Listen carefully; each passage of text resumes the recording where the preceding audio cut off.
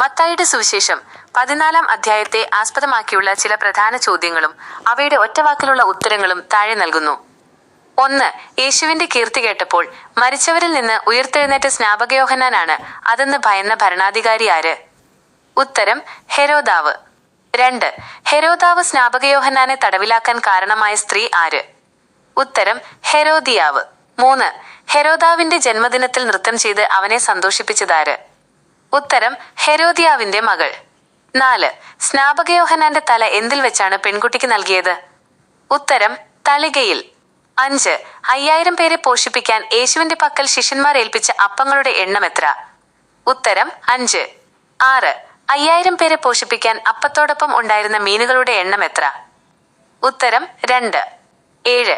എല്ലാവരും തിന്നു തൃപ്തരായ ശേഷം ബാക്കി വന്ന കഷ്ണങ്ങൾ എത്ര കൊട്ടകൾ നിറച്ചുണ്ടായിരുന്നു? ഉത്തരം 12. 8. രാത്രിയുടെ എത്രാം യാമത്തിലാണ് യേശു കടലിന്മീത് നടന്ന് ശിഷ്യന്മാരുടെ അടുക്കൽ വന്നത്? ഉത്തരം 4-ാം യാമം. 9. കടലിന്മീത് നടന്നുവരുന്ന യേശുവിനെ കണ്ട് ഭയന്ന ശിഷ്യന്മാർ അതെന്താണെന്നാണ് വിചാരിച്ചത്? ഉത്തരം ഭൂതം. 10. വഞ്ചിയിൽ നിന്നിറങ്ങി യേശുവിന്റെ അടുക്കിലേക്ക് വെള്ളത്തിന്മീത് നടന്ന ശിഷ്യൻ ആര്? ഉത്തരം പത്രോസ്. 11. വെള്ളത്തിൽ മുങ്ങിത്താഴാൻ തുടങ്ങിയ പത്രോസിനെ യേശു വിളിച്ചതെന്താണ്? ഉത്തരം അല്പവിശ്വാസി.